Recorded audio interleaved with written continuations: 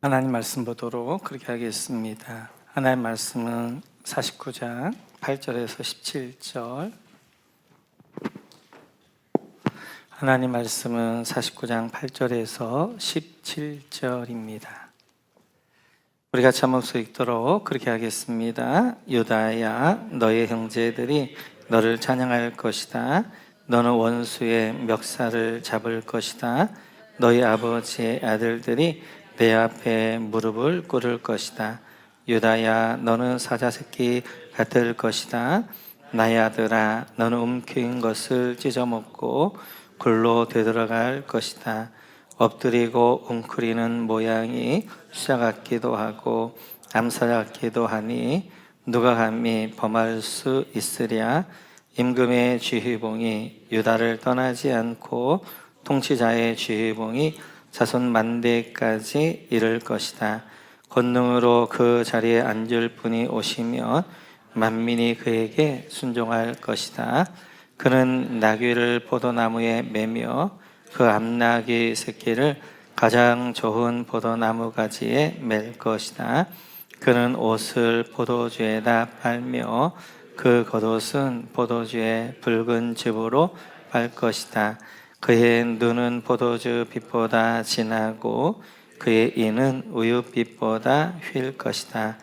스불론은 바닷가에 살며 그 해변에 배가 정박하는 항구가 될 것이다.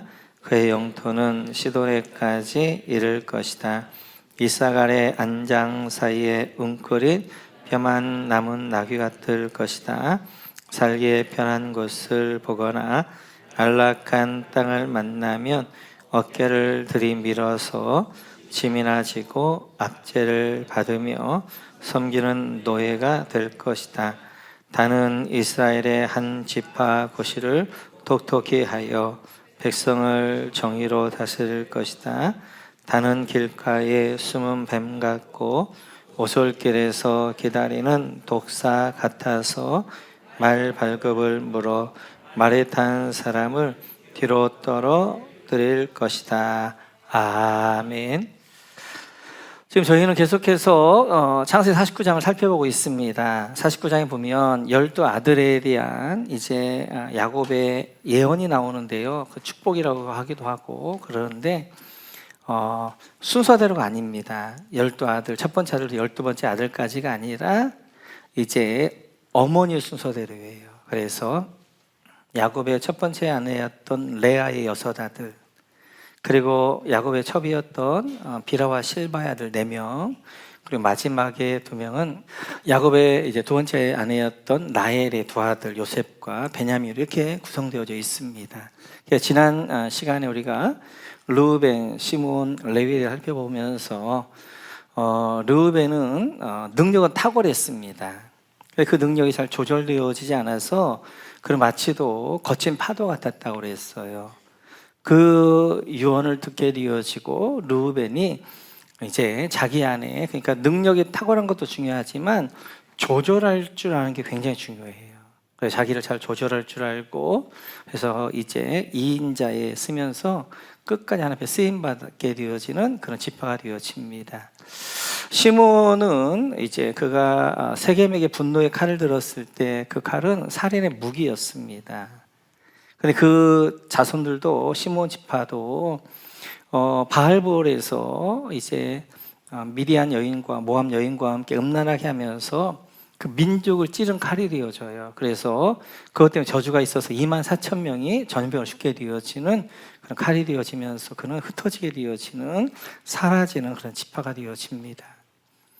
동일하게 이제 세겜의 분노의 칼을 들었던 레위는 이제 살인의 칼이었지만 그 후손들 레위 지파는 하나님의 편에 서게 되어지고, 또 이제 비느하스는 창을 들어서 하나님의 분노를, 정의의 칼을 들게 되어집니다. 그랬을 때 그는 하나님의 의에, 이제 하나님 손에 들려진 의의 병기가 되어지면서 이스라엘의 저주를 끊게 되어지는 그런 지파, 그래서 축복의 통로가 되어지는 제상 지파로 하나님께서 역전시키시는 은혜가 있었습니다. 오늘은 네 지파, 유다, 스불론, 이사갈, 단을 살펴보면서 앞에 세 지파는 간단히 살펴보고 유다를 중심으로 살펴보도록 그렇게 하겠습니다. 먼저 스불론 지파입니다. 우리 한번 13절 같이 한번 읽어볼까요? 같이 시작. 스불론은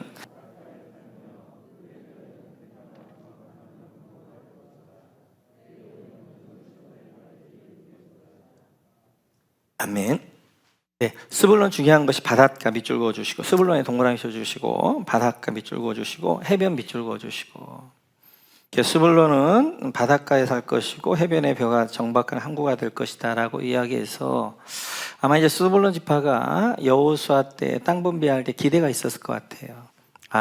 저 지중해 쪽에 좋은 해변가를 주시려나 보다, 거기 큰 이제 이렇게 항구가 있는 땅을 주시려나 보다 라고 했을 터인데요. 그런데 여호수아가 땅을 딱 분배했는데 이 땅을 줍니다. 같이 한번 볼까요? 이게 전체 12지파에게 분배한 땅이 되어지고 조금 클로즈업 해가지고 스불론 쪽을 보게 되어지면 스불론은 바다하고 전혀 상관이 없어요. 그러니까 스불론 마치 우리나라 충청북도와 같이 그냥 사면이 땅으로 이렇게 육지로 되어져 있는 데입니다. 그런데 하나님이 해변 바닷가를 이야기한단 말이에요. 그들은 처음에 이제 분배받았을 때 좀 뻥쳤을 거예요. 우리 조상 야곱이 이렇게 우리 조상 스불론한테 이런 축복을 줬는데 왜 이런 땅이 되어졌을까? 근데 나중에 보니까 이제 그 스불론이라는 지역이 지중해하고 갈릴리 바다하고 연결하는 교통 요충지가 됩니다. 그리고 무역의 중심지가 되어져요. 그래서 땅은 거기를 받았지만 서서히 그 영향력은 지중해 쪽, 갈릴리 쪽까지 연결되어지는 거예요. 이렇듯이 우리가 이제 12지파를 보면 딱 분배를 받았을 때 그 야곱의 예언이 그대로 이루어지는 지파도 있는가 하면 조금 시간이 지나서 서서히 그 야곱의 예언이 응답되는 지파도 있습니다. 우리 기도도 마찬가지예요. 우리가 딱 기도를 했을 때 그때 기도가 응답이 딱 되어지는 기도도 있는가 하면 그 기도가 오랜 시간 동안 서서히 이제 응답이 어느 날 보니까 그게 그렇게 응답되어졌구나 하는 기도도 있는 것입니다. 뿐만 아니라 계속해서 이제 이사가를 보게 되어지면 이렇게 되어져 있습니다. 같이 한번 볼까요? 시작. 이사갈은 안장 사이에 웅크린 뼈만 남은 나귀 같을 것이다. 살기에 편한 것을 보거나 안락한 땅을 만나면 어깨를 들이밀어서 짐이나 지고 압제를 받으며 섬기는 노예가 될 것이다. 이사갈에 동그라미 쳐주시고 안장 사이에 밑줄 그어주시고, 이 이사갈이 받은 땅을 보면 꼭 안장 같습니다. 한번 보여주겠어요?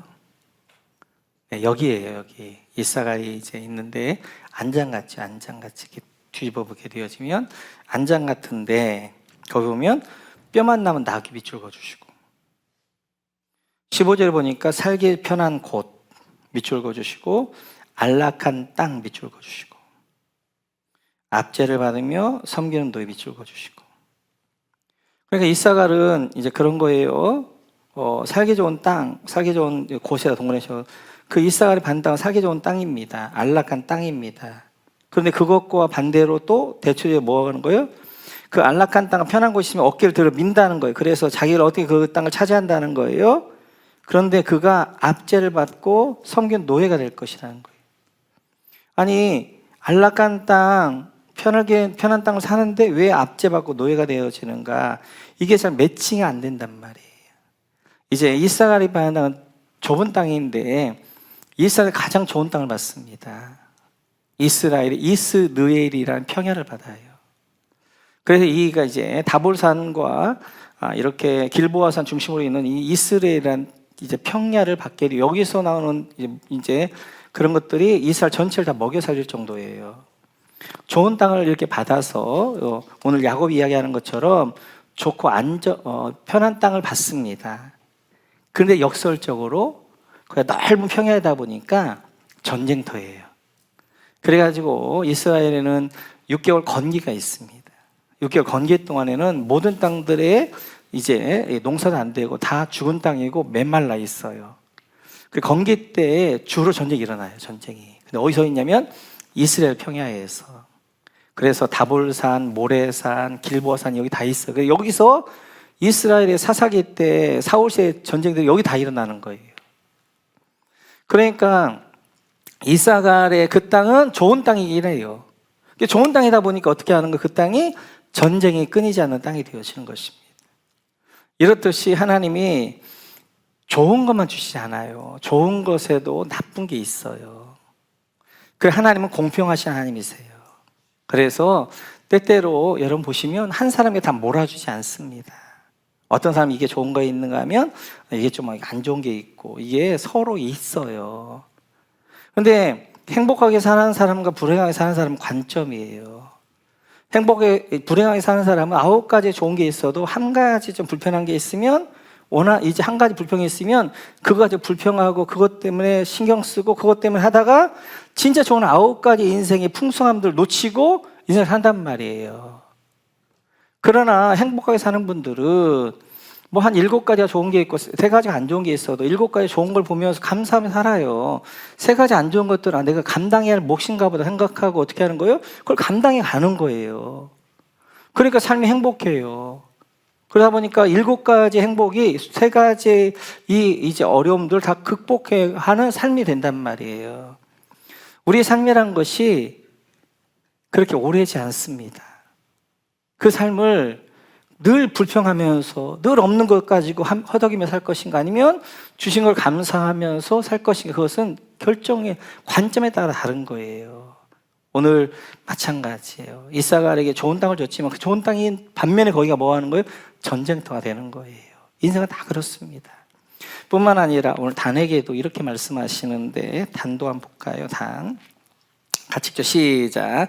16절입니다. 단은 이스라엘의 한 지파 구실을 톡톡히 하여 백성을 정의로 다스릴 것이다. 단에 동그라미 쳐주시고, 이스라엘 한 지파의 구실을 톡톡히 하여 밑줄 그어주시고. 단은 위치적으로 너무 중요해요. 그래서 이스라엘의 톡톡한 한 구실을 해야 됩니다. 한번 보여주시겠어요?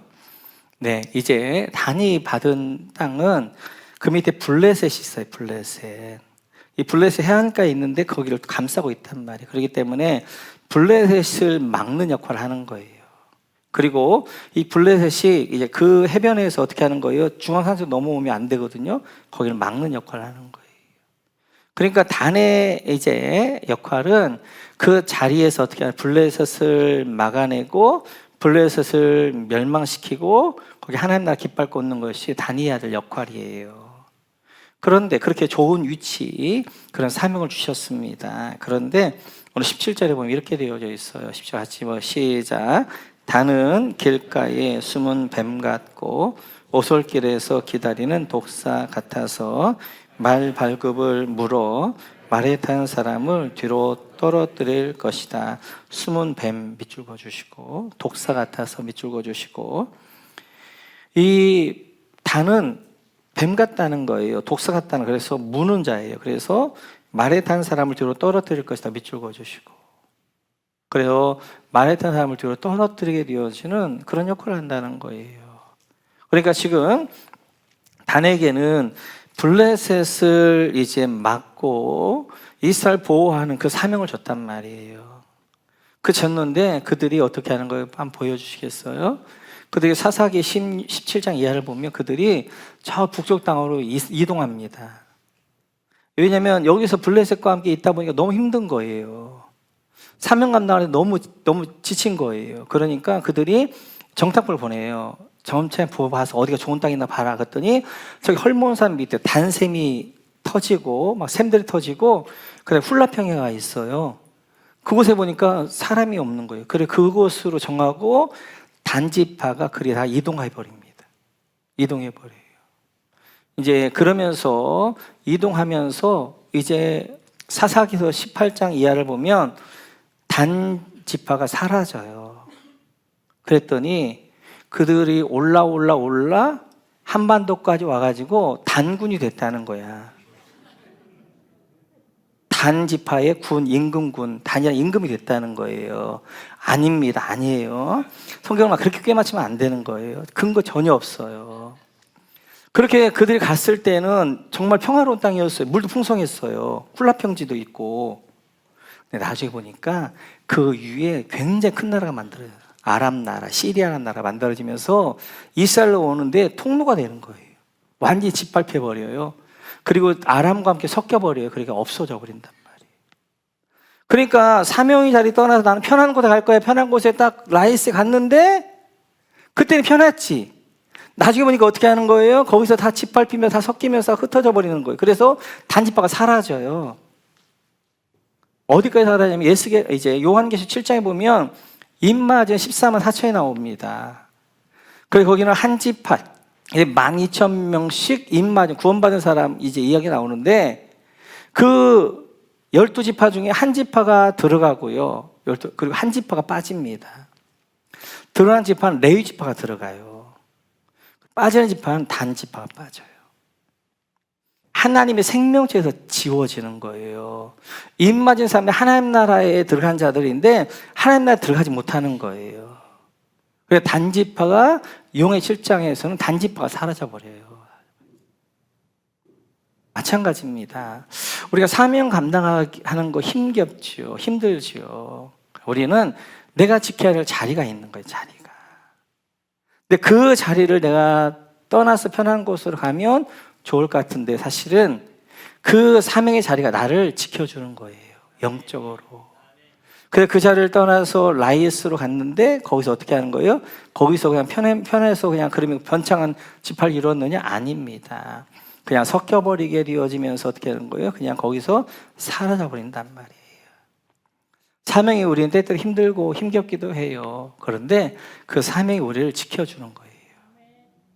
예수 믿으면서 많은 분들이 편하게 예수 믿으려고 그래요. 제가 늘 이야기하죠. 편하게 예수 믿으려고 하면 예수를 안 믿는 게 편한 거예요. 예수를 믿으려면 제대로 믿으셔야 돼요. 성경 어디에도 너희들 편하게 믿어라 말 수 없어요. 좁은 문으로 들어가라, 좁은 길로 들어가라. 거기는 길이 좁고 협착하다. 찾는 사람이 적다. 근데 그 끝은 생명이다, 생명. 많은 사람들은 넓은 문으로 들어가요. 넓은 길로 가요. 그게 편해요.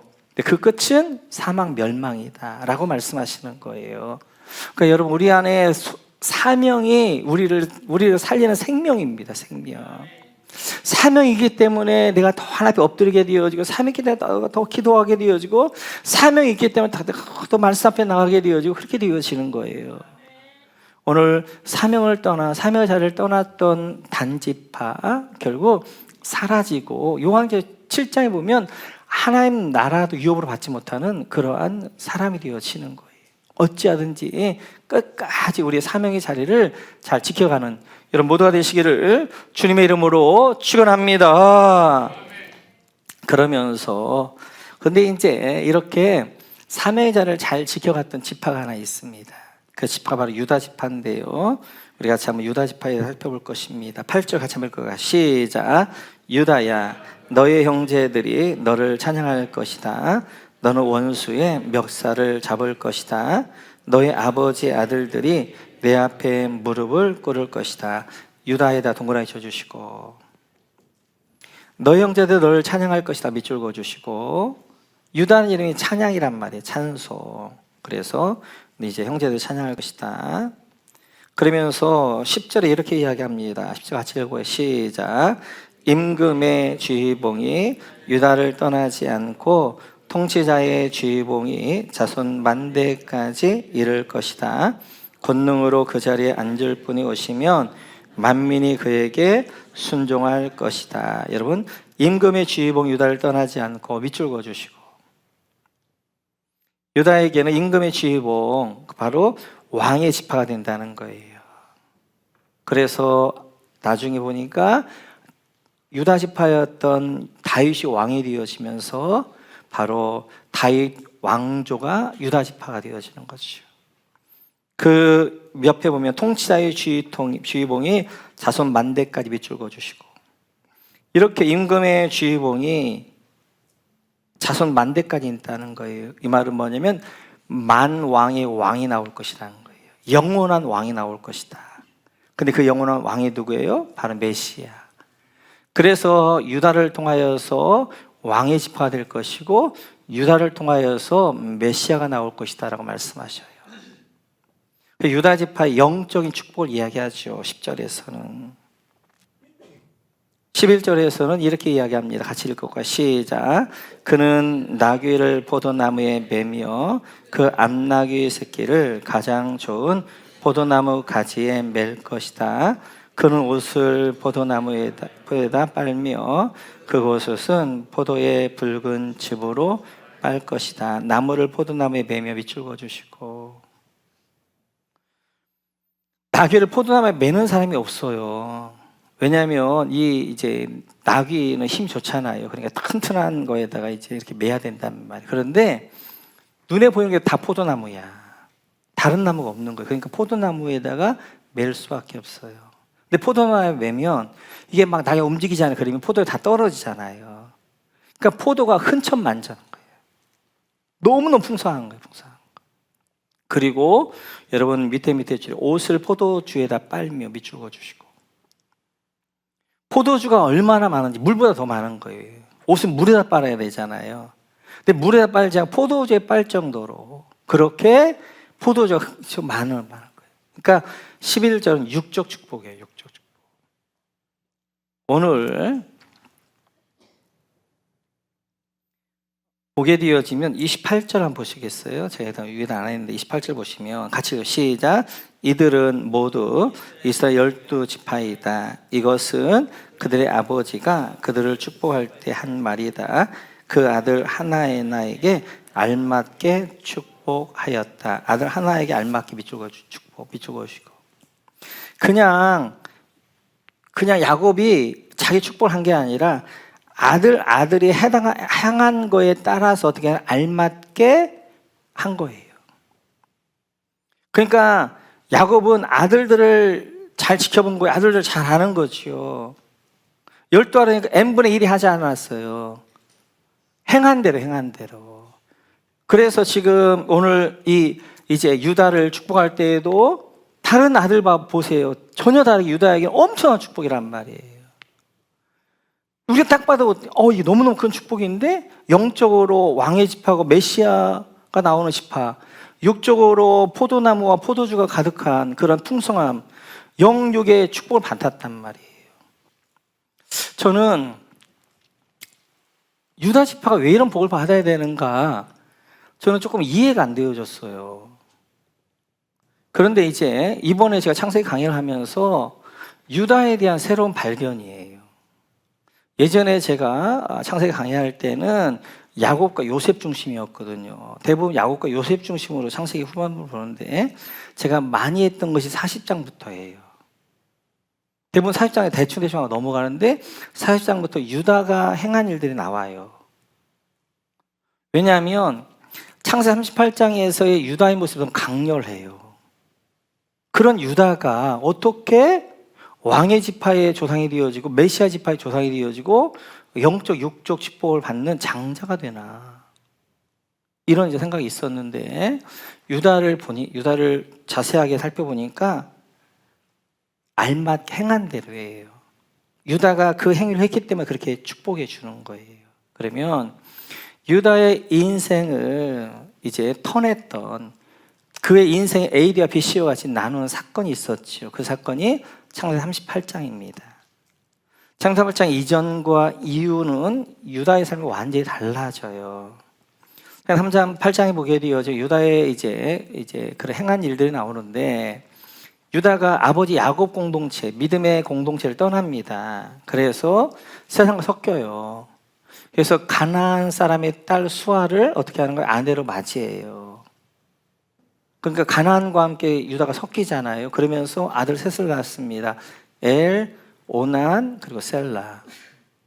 근데 이 엘이 이제 나이가 먹어가지고 아내를 얻어요. 다말이라는 가나안 여인의 아내를 얻습니다.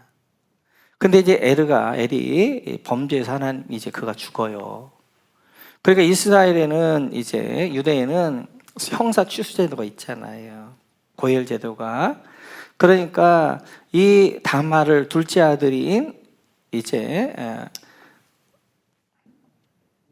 오난과 결혼을 시키죠. 오난과 함께. 오난과 결혼을 시켜서, 그런데 이 오난이 또 죄를 지어서 죽습니다. 그러니까 유다가 생각하니까 셀라 하나 남았잖아요, 아들. 그러니까 다말을 친정에 보내게 되어지고 내가 이 크면 너한테 시집 보내겠다, 장가 보내겠다 보냅니다. 하세월이에요. 시간이 많이 지났는데도 안 주는 거예요. 그래서 어느 날 소식이 들리는데 자기 시아버지 유다가 양털 깎으러 온다는 거예요. 양털 깎을 땐 축제입니다. 축제. 얼큰하게 좀 이제 포도주도 집으로 왔다가 조금 더 된 말 포도주도 먹고 이러면서 이제 축제를 하게 되어지는데 이때 다말이 창녀로 변장을 해요. 그리고 자기 시아버지인 유다를 이제 꼬시죠. 그리고 유다가 이제 어떻게 하는 거예요? 그 다말과 함께 잠자를 하자요. 거기서 근데 다말이 아이를 갖게 되어져요. 그리고 이제 유다는 잊어버렸죠 뭐. 그런데 오늘 들려오는 소식이 자기 며느리 다말이 아이를 가졌다는 이야기를 들어요. 그러자 유다가 불가초하려면서 그 다말을 불태워 죽여라고 그래요. 그래서 다말을 잡아 불태워 죽이려고 했더니 다말이 이야기하기를 이 임자 때문에 이 주인 때문에 내가 아이를 가졌습니다. 딱 보증물을 내놓는 거예요. 그 보증물이 누구 거였냐면 유다 거예요. 도장도 있으니까. 그때 유다가 이렇게 이야기합니다. 38장 한번 보시겠어요? 같이 죠. 시작. 유다는 그 물건들을 알아보았다. 그 아이가 나보다 옳다. 나의 아들 셀라를 그 아이와 결혼시켰어야 했는데 하고 말하였다. 유다는 그 뒤로 다시는 그를 가까이 하지 않았다. 불륜의 아이를 가진 이 다말을 가지고 뭐라고 해요? 그는 나보다 옳다, 의롭다. 히브리어로 짜다크하다, 짜다크. 짜다크라는 말은 내가 해야 될 의무를 다했을 때 그를 의롭다 그런 거예요. 이신칭의, 이신등이 우리 의롭다고 칭해 주시는 거. 이 의가 뭐냐면 짜다크예요, 짜다크. 여기에 나온 짜다크. 그러니까 지금 이 유다가 다말을 가리켜서 나보다 의롭다, 나보다 짜다크하다, 나보다 옳다라고 얘기한단 말이에요. 그 단범을 딱 보는 순간 유다가 깨닫는 거예요. 아, 며느리가 자기가 이 집에 와서 해야 될 의무를 다하기 위해서 그 수치를 무릅썼구나. 건강한 여인이 창녀가 되는 건 부끄러운 일이잖아요. 창녀로 변장해서 이제 그가 이제 그 집안의 대를 이어주기 위해서는 유다밖에 없단 말이에요. 그러니까 그가 할 수 있는 일은 창녀로 변장해서 유다와 함께 그렇게 하는 거였다. 그래서 다말이 음란한 게 아니라 다말은 그 유다 집안 안에서의 자기의 며느리로서의 의무를 다하기 위해서, 대를 이어주는 의무를 다하기 위해서 부끄러움을 무릅쓰고 그런 다말을 가리켜서 너는 짜다크하다, 의롭다, 옳다 이렇게 인정하게 된다. 이 사건을 통하여서 유다의 삶이 완전히 바꿔집니다. 계산적인 삶에서 그가 이제는 의로운 삶으로, 의무적인 삶으로 바꿔지는 거예요. 왜 지금까지 왜 이제 이렇게 가정에 어려움이 있었냐? 바로 유다가 계산한 거예요. 혹시 셀라까지 다말에게 주면 이 아이가 죽지 않나? 계산해 보니까 이건 아닌 거예요. 그러니까 어떻게 하는 거예요? 이제 친정에 보냈는데 다말은 계산하지 않는 거예요. 자기는 관계 속에서 나는 이 집안에 내가 며느리를 보냈는데 이 집안 안에서 내가 해야 될 의무는 무엇인가 그것만 생각한 거예요. 만약 다말이 계산했다면 그 집 못하지요. 잘못하게 되어지면 어떻게 하는 거예요? 아까도 얘기 불태워 죽는 거. 불음란한 여자로 이제 누명을 쓰고 불태워 죽는 거예요. 그런 죽음을 각오해서 그런 계산을 안 하고 어떻게 하는 거예요? 내가 이 집안의 며느리로서 해야 될 일이 뭔가 그것만 생각하고 어떻게 하는 거예요? 그 일들을 이제 한 글을 보면서 유다의 삶이 바꿔지는 거예요. 아, 내 삶이 계산하는 삶이 아니라 나도 이제는 짜다크, 나도 관계 속에서 의무를 다하는 삶이 돼야 되겠다. 그래서 짜다크는 의라는 것은 관계 속에서 내가 해야 될 의무를 다할 때 그걸 짜다크 의롭다고 하는 거예요. 하나님과 우리의 관계도 마찬가지예요. 이게 언약적 관계 가운데 하나님 안에서 내가 해야 될 의무가 있단 말이에요. 성도로서 좋은 성도는 내가 해야 될 의무가 있는 거예요. 그 의무, 그걸 해나갈 다 하면 너는 짜닥하다, 의롭다, 옳다 그렇게 이야기해 주는 거예요. 그래서 이제 가정 안에서 어려움이 깨어지고 그리고 이제 이집트에 가서 양식을 사옵니다. 그때 이집트의 총리가 이야기하는 거예요. 너 동생 베냐민을 데려오지 않으면 다시 양식 살 수 없다. 근데 야곱은 이제 베냐민을 보낼 수 없다는 거예요. 그다음에 뭉개고 있다가 양식이 다 떨어진 거예요. 다 죽게 되어진 거예요. 그러면 이때 유다는 나는 이 집안 70명의 집안 식구 가운데 나는 내가 해야 될 역할은 무엇인가, 내가 해야 될 의무는 무엇인가 생각했단 말이에요. 그래 그는 이렇게 이야기해요. 같이 한번 읽어볼까요? 같이 시작. 유다가 아버지 이스라엘에게 말하였다. 제가 막내를 데리고 가게 해 주십시오. 그러면 우리가 곧 떠나겠습니다. 그렇게 하여야 우리도 아버지도 우리의 어린 것들도 죽지 않고 살 수 있을 것입니다. 9절. 제가 그 아이의 안전을 책임지겠습니다. 아버지께서는 그 아이에 대해서는 저에게 책임을 물어 주십시오. 제가 그 아이를 아버지께로 다시 데리고 와서 아버지 앞에 세우지 못한다면 그 죄를 제가 평생 달게 받겠습니다. 유다는 자기가 자기 집안의 고혈이 되기를 원해요. 그러면 이 집안 70명을 살려야 되는데 그 70명을 살기 위해 누군가 책임을 져야 되는데 내가 책임져야 되겠다. 아버지한테 이야기하면 아버지 베냐민을 보내주십시오. 제가 담보가 되겠습니다. 제가 책임이 되겠습니다. 고혈이 되겠습니다.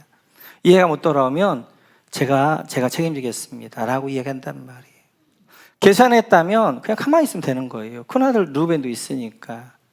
그러나 이 다말 사건을 통하여서 그는 가정 안에서 내가 해야 될 의무가 무엇인가, 내가 해야 할 역할이 무엇인가를 보니까 내가 이 가정에 고혈되어야 되겠구나. 그렇게 해서 어떻게 하는 거예요? 이제 그 아버지가 야곱이 베냐민을 보내게 되어지는 거죠.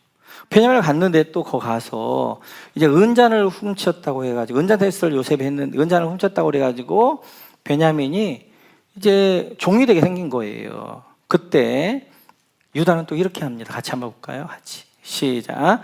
소인의 아버지가 이 아이가 없는 줄을 알면 소인의 아버지는 곧바로 숨이 넘어가고 말 것입니다.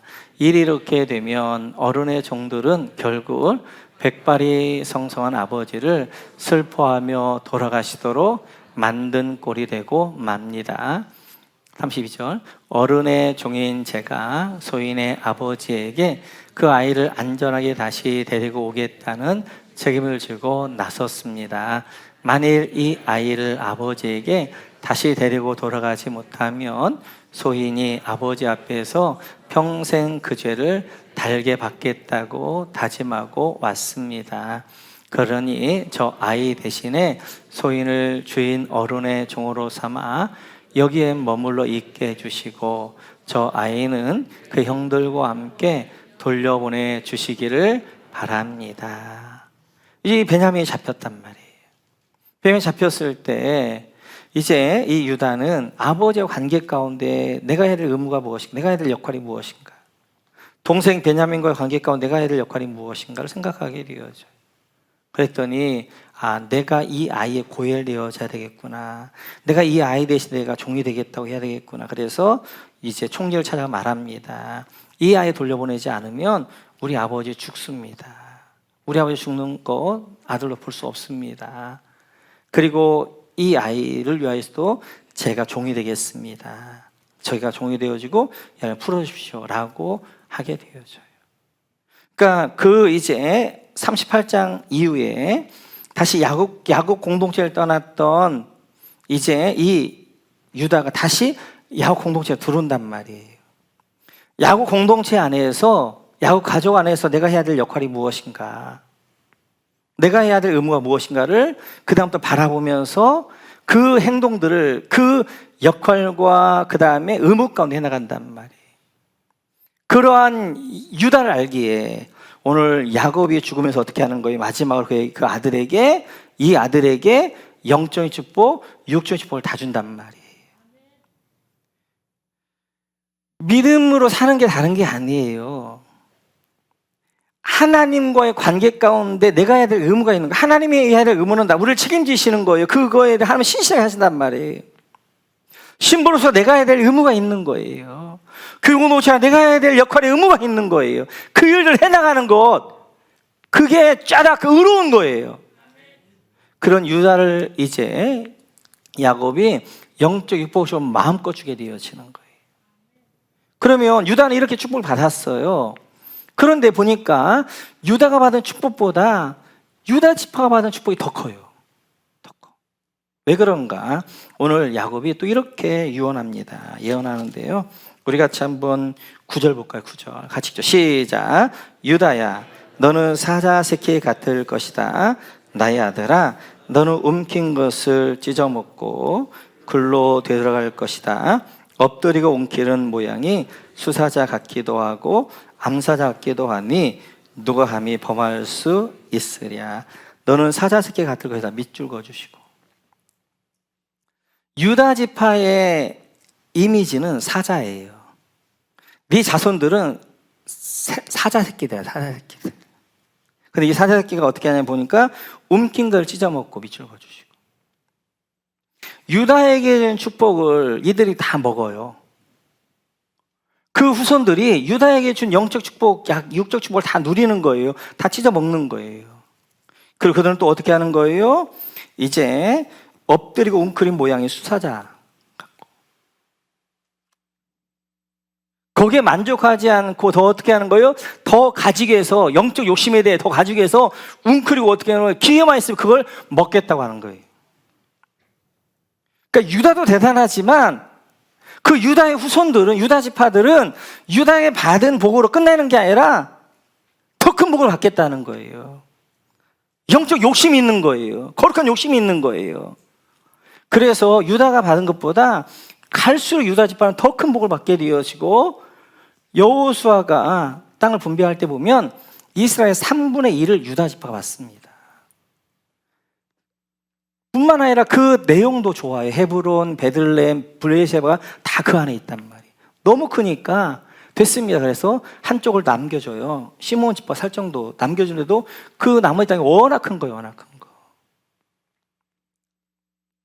복을 지키는 거 어렵습니다. 복을 유지해가는 거 어려워요. 근데 유다 지파는 자기 조상 유다에게 주신 복을 잘 지켜갈 뿐만 아니라 더 그것들을 배가시켰단 말이에요. 더 크게 만들었단 말이에요. 어떻게 했느냐? 우리 같이 한번 볼까요? 민수기입니다. 같이 죠. 시작.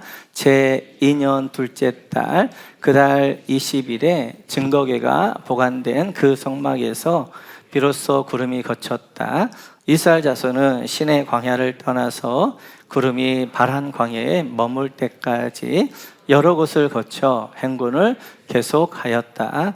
이것은 주님께서 모세를 시켜 지시하신 명령을 따라서 한 첫 번째 행군이었다.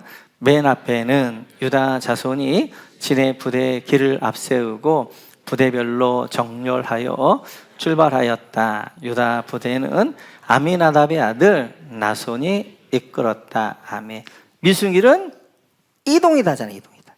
그래서 지금 이제 출애굽해가지고 시내산까지 왔어요. 1년이 지났어요. 이제 이동하는 거, 어디로 이동하는 거예요?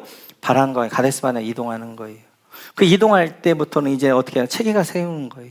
이미 율법을 줬으니까. 그런데 선봉에 누가 쓰냐면 유다가 쓰는 거예요. 지금 가야 될 건 광야예요. 길이 없어요. 사막이란 말이에요. 사막. 길을 내면서 가야 돼요. 그러니까 선봉은 너무너무 힘든 거예요. 왜냐면 길을 내면서 가야 되니까. 그런데 그 길을 내며 가는 길을 누가 감당하는 거예요? 유다가 감당하는 거예요. 선봉이기 때문에 가장 먼저 적도 만나는 거예요. 가장 힘겹고 힘든 길, 그러나 그 길을 유다가 감당해요. 그래서 가나안에 들어갈 때까지 유다가 선봉에 서서 그 일들을 이제 가나안 땅까지 인도합니다. 가나안 정복 전쟁도 마찬가지예요. 사사기서랑 못 가요. 사사기서. 같이 시작. 여호수아가 죽은 뒤에 이스라엘 자손이 주님께 여쭈었다. 우리 가운데 어느 지파가 먼저 올라가서 가나안 사람과 싸워야 합니까? 주님께서 대답하셨다. 유다 지파가 먼저 올라가거라.